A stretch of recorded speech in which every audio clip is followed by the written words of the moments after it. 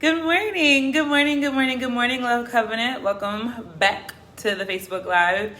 Welcome back to the group. Welcome to Sunday School. I'm going to give it a couple of moments for you guys to come in. I'm going to drink some more coffee. I'm sorry I did not put in any of the documentation that I've been putting in for the last couple of weeks. Unfortunately, the website, hi Aunt Angie. The website that I have been using for my resources, good morning, did not update this morning. So I didn't have any information to give you guys today, but I'm still excited about today's lesson. Good morning, Shauna. Good morning, Sister Clark. We're going to be reading John. Good morning, brother. We're going to be reading John, the 9th chapter. We're picking up right from when we left off last week. John, the 9th chapter, verses 24 to 34. Again, these lessons, I think, as an adult, hey, mommy, they're always so interesting to review because, you're a more mature human, right? I grew up in church, and so I've heard this story over and over and over again, but it's like listening to it as an adult, or reading the story as an adult, or reading the story to teach the story. It gives you a kind of different experience, and I'm just excited to be able to go over the things that God, showed me while I was studying the lesson to prepare for you. So again, we're going to be reading John, the 9th chapter, verses 24 to 34. I'm going to read it in the King James Version. And then I'm going to read the last few verses. I'm going to read it in the Christian Standard Bible.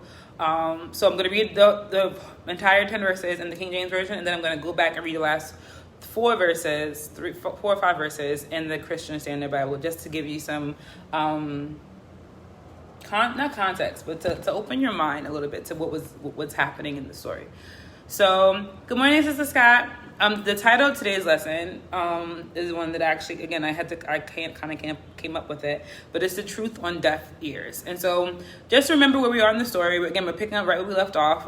There was a man that was born blind, and we understand that his being born blind was not because he had done wrong or his family had done wrong, but it was that so that God can be glorified through his experience. And so we're at this place where the Pharisees and Sadducees, the chief scribes, people are looking and watching, trying to figure out what's going on and who are they going to believe. So John, the 9th chapter, the King James Version, verses 24 through 34 reads as follows. Then again called they the man that was blind, and said unto him, Give God the praise. We know that the man is a sinner. He answered and said, Whether he be a sinner or no, I know not. One thing I know, that whereas I was blind, now I see. Then said they to him again, What did he do to thee? How opened he thine eyes? He answered them, I have told you already, and ye did not hear. Therefore would ye hear it again? Will ye also be his disciples? Then they reviled him and said, Thou art his disciple, but we are Moses' disciples. We know that God spake unto Moses. As for this fellow, we know not from whence he is. The man answered and said unto them, Why herein is a marvelous thing, that you know not from whence he is, yet he hath opened my eyes. Now we know that God heareth not sinners, but if any man be a worshipper of God, and doeth his will, him he heareth. Since the world began, was it not heard that any man opened the eyes of one that was born blind? If this man were not of God, he could do nothing. They answered and said unto him, Thou wast altogether born in sins, and dost thou teach us? And they cast him out. Good morning, Elder Clark. Good morning, Aaron. A.A. Run, as we affectionately referred to you. Good to see you in Sunday school today. I'm going to go back and I'm going to read verses 30 through 34 in the Christian Standard Bible. And it's picking up from after they said, we don't know him. You follow him, we follow Moses, right? And so he says, this is an amazing thing. The man told them, you don't know where he is from, and yet he opened my eyes. We know that God doesn't listen to sinners, but if anyone is God-fearing and does his will, he listens to him. Throughout history, no one has ever heard of someone opening the eyes of a person born blind. Throughout history, no one has ever heard of someone opening the eyes of a person born blind. If this man were not from God, he wouldn't be able to do anything. You were born entirely in sin, they replied, and you are trying to teach us? Then they threw him out. And again, the title of today's lesson is The Truth on Deaf Ears. And so, again, let's just talk about this a little bit, right? And so we've been learning about this man who was born blind and God healed on the Sabbath. And the Pharisees they were upset. They was like, how dare you make somebody's life better on the day of rest? You were working when you made that money, you put it on his eyes. Like, they're not with it, they didn't like it, and they're ready to stone Jesus for healing somebody. But we also remember and we know that it's because Jesus is challenging everything that the scribes and the Pharisees and the Sadducees hold dear. The Pharisees, the scribes, the religious leaders of the day, they had taken God's law and removed God's love, and were requiring people to go above and beyond what God had asked them to do for personal satisfaction, for their own greed and for their own power, right? They wanted to maintain their status quo, and so they made people do things that, for all intents and purposes, started out as good intentions to help the people of God remain in a close standing with the Lord, but turned into just a lot of like power hungry, ego stroking for the religious leaders of the day. I think we kind of talked about this in the weeks leading up to today's lesson, just how that we like to point fingers, and we like to in hindsight it's 2020. So sometimes we read these scriptures and we're like, oh look, they're crazy, like they didn't believe God. Wow, I can't believe that. But it's like we can so easily fall into that same kind of mentality and that same kind of attitude, especially in the church, when we forget to teach God's law through God's love. Whenever you remove God's love from God's law, you're going to be in trouble, and you're going to drive people really away from Christ, away from the church. Because if you're teaching the rules without context, it makes people, what's the word I'm looking for? Resentful. It makes them not want to do it. Your intentions, the reason why you do something, is so much more important than whether or not you're doing them, right? Because some people, they can do the right thing, but if they're doing the right thing so that they can look good, not because they have their heart isn't in it, it doesn't hold the same weight. And it's one of those things that if somebody gives you something so that they can brag about themselves, would you accept that gift? And so that's the kind of mentality that we have to remember to be careful about, right? Hey, yeah. And so the blind man's testimony is falling on blind eyes and deaf ears. So the fact of the matter is, he was born blind, and everybody in his neighborhood could recognize that he was born blind. Everybody who saw him when he could see, they were like, wow, he was blind, and he's looking at me now. He's able to make eye contact with me. He is looking around. He's engaging with the world as a person who can see, right? And so his experience didn't align with the beliefs of the religious leaders, so they were working to discredit it. And so this is something very interesting and something very important that we have to be able to practice as believers, right?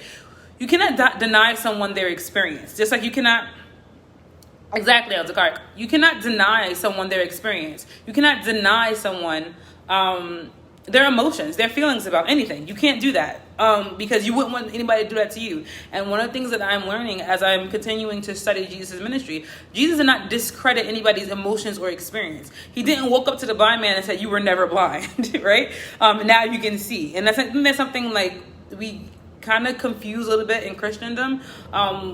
We do believe that there's the power of life and death is in the tongue, but sometimes we can kind of cross that border between faith and a little bit of like delusion, and it's not intentional. It's not intentional. It's not with malice. It's that sometimes we can be so heavenly minded that we're no earthly good. And so Jesus, when he's walking the earth, he's acknowledging people's experiences, and he is helping them to understand them and to work through them and to be healed from them, right? So again, other examples will be when they brought the woman that was caught in the sin of adultery, or the woman with the issue of blood, or like there is nothing that Jesus says that discredits their experience. He acknowledges their experience and he helps them to heal from it in these various different ways. And so this man that was born blind, he's like, yes, he was blind, and God was able to heal him from that point. And this is important because, again, as Christians, I think a lot of the time we can unintentionally, again, without malice, we can dismiss people's experiences in the name of faith. And we have to be very careful that we don't do that. Because again, when we're looking at the scriptures, we can look at the Pharisees and we can look at the chief priests, and we can look at the scribes, and we can say, how could they not see that Jesus was the Son of God? How could they not see that this was a miracle performed, that this man was born blind and now that he can see? And don't realize that, again, we hold those same qualities. We can look at people's experiences, and because we have faith, right? we want to look past them to the healing of it. But it's like you can't heal from what you don't, from pain you don't acknowledge exists. You can't pray to God about things that you won't articulate, right? And so this is how we move forward. This is how practice of faith, and this is how we don't discredit people's beliefs, experiences, right? So we don't want to discredit people's experiences, because their experiences have helped to shape who they are. And so what's so interesting about this too, though, is like they were so upset about his experience and the fact that his experience didn't align with their beliefs, that his experience didn't align with what they were teaching in the synagogues about God in the Bible, that they, like in the last verse, they kicked him out. And I think we talked about this last week when somebody was like excommunicated from the synagogue. It wasn't just that they couldn't come to the church anymore. It's that their whole experience as a Jew in that culture was forever marred from that point forward. Because if you're kicked out of the synagogue, that means that the religious leaders of the time, they were going to write you off. You were blacklisted. So it wasn't just that you couldn't come to the synagogue. It was that people weren't going to support your business. People weren't going to, like, if he was a beggar, he didn't have a job before he was healed. So it's like it was going to be hard for him to find work. All of these things, they were making his life difficult as a Jewish man in this community by kicking him out of the synagogue, by sending him out. And part of the reason why they did that, again, is because, like I said last week, and me and Elder Clark had a little bonding moment over it. The gospel has its own legs. His testimony has its own legs. So no matter what the Pharisees and the scribes and the people who did not like the way things were happening felt about it, the truth was he was blind and now he can see. And they could not deny that. They couldn't change that. They couldn't make him blind again. They couldn't make him stop saying how he was healed. Like, they couldn't change that. And so because they couldn't change it, they kicked him out. Right? And again, we have to be careful that we don't do stuff like that. That we don't write people off because they don't agree with us. Because that is not the gospel. Right? One of the things that I think lately I've been getting into kind of these like deep philosophical discussions about the faith in Christianity with my peers, and it's just like, and then even with some people who are older than me, it's like a lot of what we have to do as a Christian culture, especially as a Black Christian culture, we have to try to separate our culture from our and that religiosity from the actual gospel. And so what ends up happening is, again, there's a lot of rules that we place in the church that mean well, without malice, with good intent, to help people to stay close to Christ. But we hold those laws, our man-made rules, like we were talking about last week, in the same regard as we hold God's word, and they are not the same. Again, one of the things in the church I grew up with that we talked about a lot is obeying the laws of your deliverance, right? And so there are certain things that you can do and maintain your salvation that others can't, and vice versa. And sometimes we can take the things that are personal to us and apply them to everyone. And this is what legalism looks like, is by adding things to God's word in effect to make people to obey God's word. And while, again, when you have a personal relationship with God, you can develop things and you can develop habits that help you to maintain your relationship with God. It doesn't mean that is the only way to have a relationship with God. And so, again, this is at the core the problem that the religious leaders of the time were having with Jesus' teachings, right? And so his testimony... And so this is helping us to understand that unbelievers will also do the culture and doctrine are not the same. Exactly, Elder Clark. And so we have to take this understanding and not just apply it to unbelievers, but apply it to our peers, right? And so some people, again, the religious leaders of Jesus' time were intent, hell-bent, if you will, on not understanding Jesus, on not respecting him as a human being, and then not receiving his words as the Son of God. They just weren't, he wasn't doing what they wanted, so they didn't want him, right? Period, point blank. And people who are atheists or agnostic, or people who have had bad experiences in the church, your experience clashes and your beliefs clash with them. And so for a lot of them, just your existence irritates them.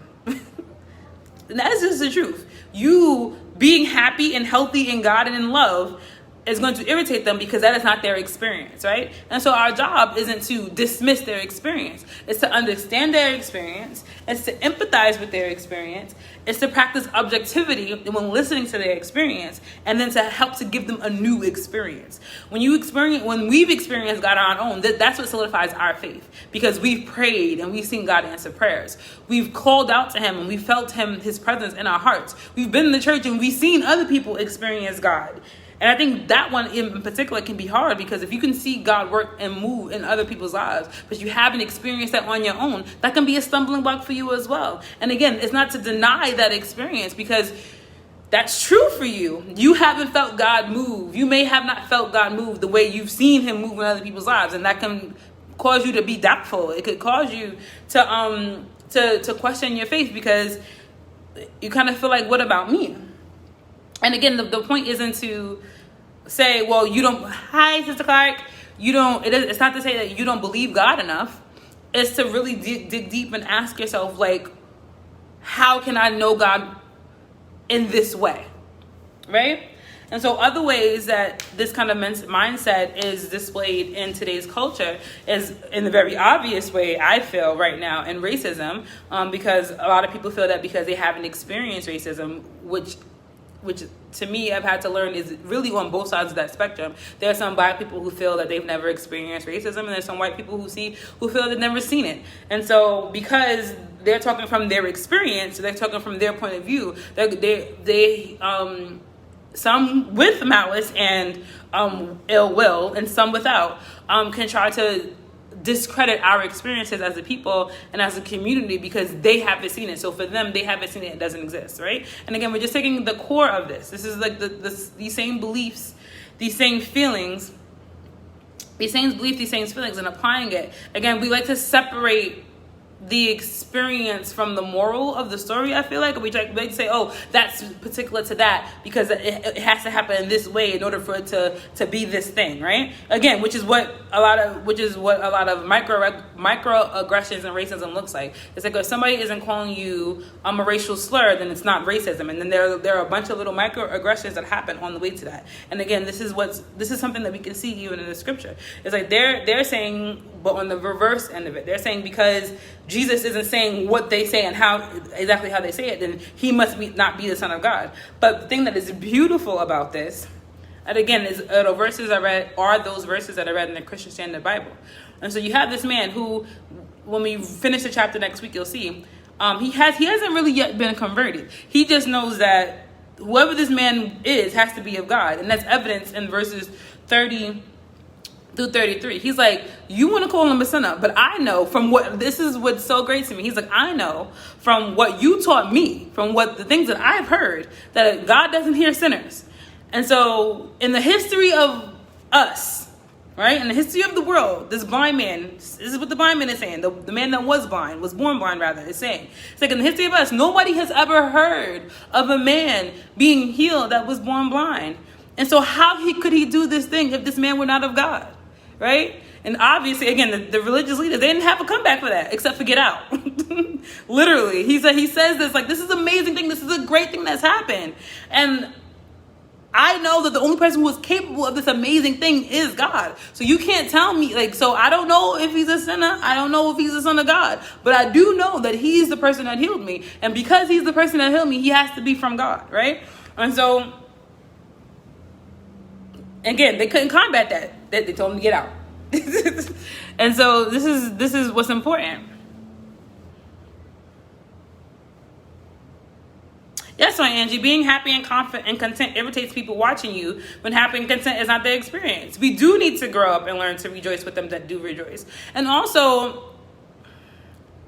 we need to be at peace when we're not happy. And I think that that's something that, again, we don't teach. I don't think too often.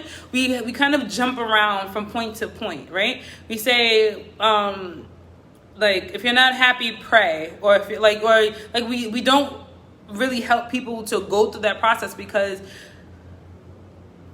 sometimes I feel like we don't necessarily understand ourselves. And so this is what I mean by being content when you're unhappy. It's that being unhappy is a part of the human experience. Being sad, being angry, being heartbroken. These are all things a part of the human experience. And if you don't believe me, again, follow Jesus' ministry. When he was in Gethsemane, when he is crying out to God and asking him if you can pass this cup for me, he was in anguish. So these negative feelings that we have are a part of the human experience, and part of us deepening our relationship with God is being able to go to him even in these moments of anguish and heartbreak and disappointment. Not just being able to rejoice and to praise God when we're happy, but to be able to acknowledge when we're not happy, when we're feeling depressed, when we're feeling insignificant, when we're feeling these negative emotions. We need to be able to be at peace with them because they are a part of our experience.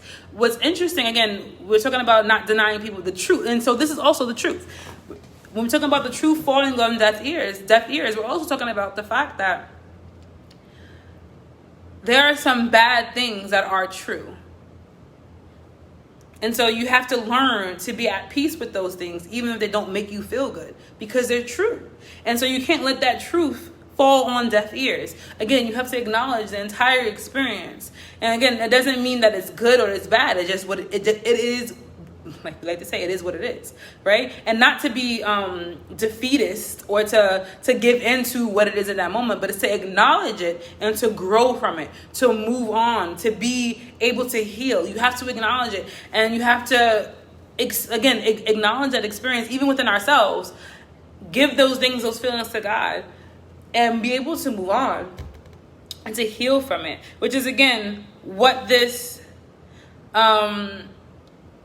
scripture is teaching us. It's teaching us that the Pharisees and the scribes, again, we like to disassociate ourselves from the religious leaders of that day. But again, we can carry a lot of those same qualities, and we just have to be careful that we don't fall into their same habits, even when we mean well. Okay?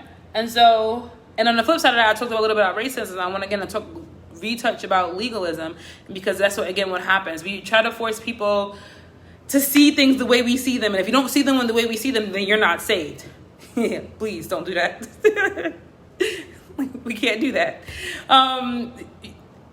Because we are human and God has made us all unique. He's made us all, we all carry our own experiences. We all carry our own opinions. We all carry our own points of view. And so even as Christians, we're not going to agree on everything. And this is, again, when I was talking to you earlier about the philosophical discussions I had about Christianity, when I feel that we've gotten to a point in the conversation where we're just not going to agree, this is how I step it back. I'm like, do you believe that Jesus Christ died on the cross for your sins?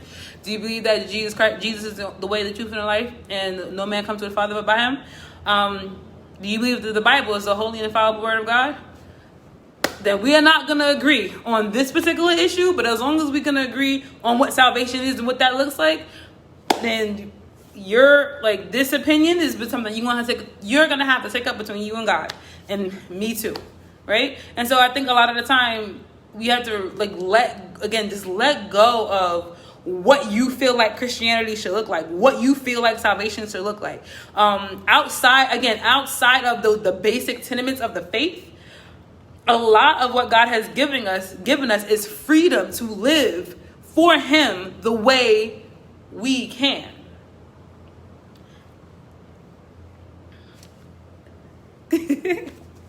And so this is the question I want to actually give us the last few minutes to answer. I really want you to answer, because we literally only have the 7 minutes. So I want everybody who's listening. I mean, you all don't have to answer. I don't think we'll have time for it, but I want you to try to answer these two questions. So how can we, okay. So when we're talking about not taking this stuff so personally, not taking our experiences and dismissing them. So as Christians, a lot of time we can feel that when people are atheists or agnostic, we can take that personally because this is our life. When you're a Christian, your faith is your life. You believe with your whole heart, with your whole life, with your whole body, with your life. You live your life with the anticipation of Christ's coming and to be able to spend eternity with him. And so with atheism and agnosticism and people who believe in other religions, sometimes their beliefs can feel like a direct affront to us. And so how do we not take that doubt personally? This is a question I genuinely want to ask you, because I know that as Christians sometimes we can get up in arms, we can get our back up about things that hurt us personally. And so how do you not take those things personally? And if you don't have an answer for that question, the other question I want to ask is, how can we not hold our experiences higher than God's word? And so this is, again, what the Pharisees and the religious leaders of the day did, and which is very evident in today's lesson. They were holding their personal beliefs and their personal experiences above God's law through God's love. And so how do we as Christians not fall into that trap? These are questions I want to ask you. And if you can't answer them today, in today's, during right now, I want you to think about this for the rest of the week. I want you to try not to disassociate yourself from the behaviors of the religious leaders, but again, practice objectivity and empathy. And how do their behaviors apply to us and apply to you? So the first question, I want at least one answer from anybody who's watching. How can we not take other people's doubt personally, or even other people's how they practice their faith? How do we not take that personally? That's one question you can answer. The other question, how can we not hold our beliefs or our experiences higher than God's word?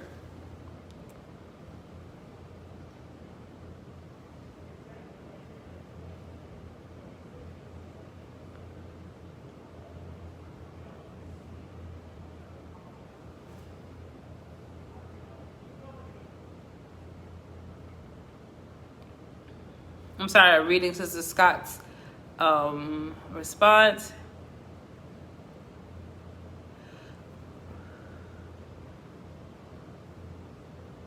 All right, so Sister Scott, your response is very long,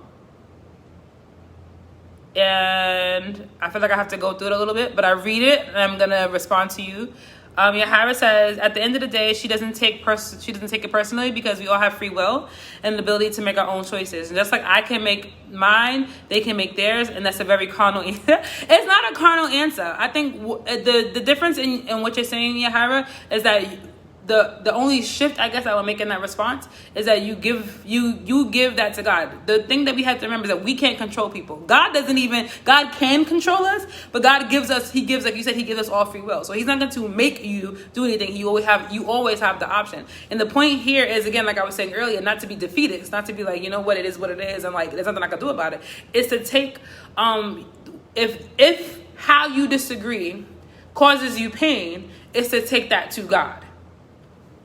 I say, God, I don't understand why this person feels this way, and it hurts me that they believe this, but I'm asking you to move in their life on their behalf so they can understand you better, right? Angie says that there'll be relationships with the person you are trying to win to Christ. Try to understand why the person is coming from where they're coming from, and ask them more questions. Oh, this is such a great response on Angie. Again, you want to empathize with that person. You want to see why they believe what they believe and how they came to those conclusions, so that you can better have an engaging conversation with them. And then again, your goal isn't to convince them, because your goal is just to introduce to them different information, so they can kind of have that conversation within themselves and open that window for God to be able to move and to show himself strong and mighty in their lives. And you don't ask it with an attitude. Again, that's amazing. When you can understand someone, you can help them better and find the right scriptures to attend to the needs. Asking them questions also helps you to know the right way to pray. Again, that's what I was saying earlier to Yahira. You have to be able to take what they have and give it to God. You have to be able to say, again, I don't understand this. And you're not always going to have an answer. You're not always going to be able to respond right away. But because you took that, and I think that's what you have to really understand, and you have to really take to heart. Because you took the time to acknowledge their experiences, to acknowledge their feelings, to acknowledge their beliefs, that shows Christ's character, because Christ, I mean, we can't read minds like Jesus can, but because Christ knew their hearts, he was able to respond to them. And this is what we have to believe. Again, when we are Christ-like, we follow that model. We try to but we try to understand people's hearts so we can respond to them where they are. Mom or First Lady says, I try and see if my experiences or what I'm thinking lines up with God's word. If it doesn't line up, I thought, that is spiritual maturity, Mom. Hit me in my heart, okay? That is actually, as believers, something that we need to practice. This is my experience, and this is God's word. It don't line up, then there's something about my experience and I'm not interpreting correctly. Exactly. And you readjust through the lens of God's word. You take your experience, you take your experience and put your biblical glasses on, and then you reevaluate the experience. I love that response, Mom. And Shauna, I would agree with you. This is the last thing I'm going to say before we close out. Shauna says that it's hard and we have to separate what we feel and understand that the point of view is different. If they're in your life, continue to live your life for God in front of them. And Shauna, again, that is actually the perfect way to close this out. Again, there are ways that people believe, not just about the Bible, they're just beliefs that people hold that are painful to watch play out even in their lives. And you have to be able to have that spiritual maturity to be able to say, God, I don't know how to reach them in this moment, but I ask, oh Father, that you open their heart and open their mind to you. God, I ask you to bless them and to show them who you are, God, and let my light shine in their life, oh God. Let your love shine through me, oh God, so they can see you, and so that this damaging belief can help them. And oh God, help me to be more compassionate. Help me to be more empathetic, oh God. Help me to be more objective about how people and why people live their lives. And help me, oh God, to be able to witness to this person even as I disagree, or help me to be able to witness to this person, oh God, even as it's difficult for me to watch them go through this. And that's perfect. And I feel like I just prayed out. But that was today's lesson. I hope it was a blessing unto you. I want you to stay tuned because Elder Clark is coming on next with our word. I want you to remember that God loves you, that I love you, and I look forward to seeing you guys again soon. Good day, guys.